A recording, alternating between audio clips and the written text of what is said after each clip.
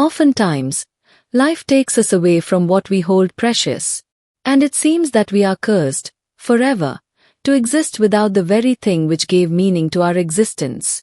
But a chance opportunity might just bring it back to us. The commute back home always depressed him. Standing amidst a sea of unknown faces, he, himself, one forgettable face, the yearning returned, every day. The monotony of his daily existence mocked him relentlessly. Worse was the thought that this might continue for a long time to come, if not forever.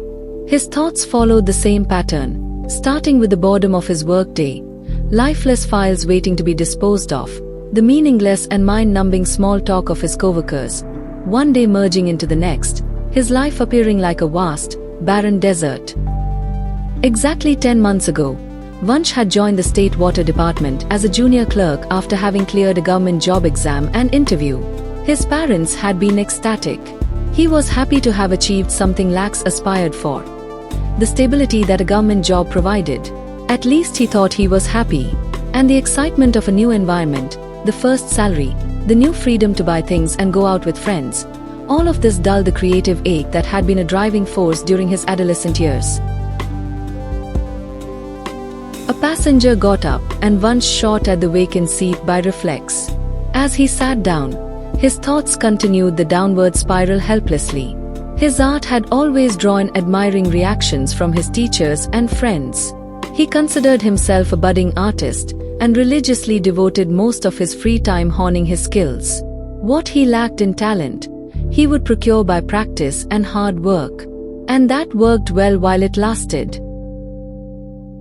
The grueling study schedules in the last couple of his school years, and later the lazy comfort of college life put out the raging fire the budding artist had hoped to feed his entire life. At first, the guilt of abandoning his daily practice made him uncomfortable, but the excuses he gave himself cushioned the fall. As he enjoyed his college years and began preparing for exams for a government job, the guilt of having betrayed his love receded further. One day about a month ago, a school friend sent him a photo of a portrait that he had drawn many years ago. It sent a shockwave through his body. The memories flooded his mind. Regret and longing for what was once so dear to him filled his heart. And though he knew that all he had to do was pick up his brush and canvas, yet an unseen wall prevented him from doing just that. Perhaps it was guilt and shame at having abandoned his art. Who knows? The announcement for his station brought him back to reality and interrupted the flow of painful thoughts. As he disembarked from the train, his phone rang. He almost declined the call at seeing the caller's name. Vipul, his pal from school. Unlike Vansh, Vipul had decided to merge his passion with his profession. He had taken up fine arts and embraced the uncertainty of an artist's life. Deep down, Vansh envied Vipul for the dedication he had shown to his calling. As he greeted Vipul, he wished he had not answered the call. The contrast between Vipul and him made him feel like a victim. He knew he was being silly and unreasonable. He couldn't help it. The call lasted 3 minutes and 26 seconds. That night he tossed and turned in bed, restless and anxious. The next day went by in a haze. Vansh was distracted and lost in his own thoughts. After office, he went to Kalkaji metro station. Vipul was waiting for him. Tools ready. The call from Vipul yesterday had been about a painting project that Vipul was working on with his team. They were painting pillars beneath 5 metro stations in Delhi. It was a huge project and Vipul was free to select his team.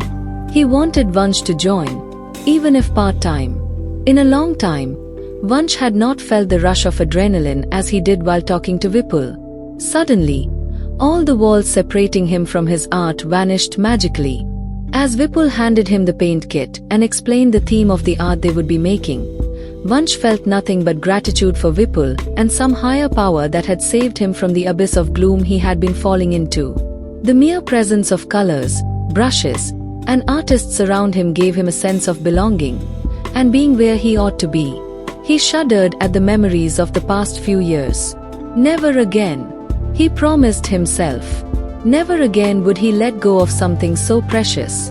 As he touched the tip of the paintbrush to the surface of the bright yellow paint, any remaining doubt faded away. Slowly, but surely, he began again.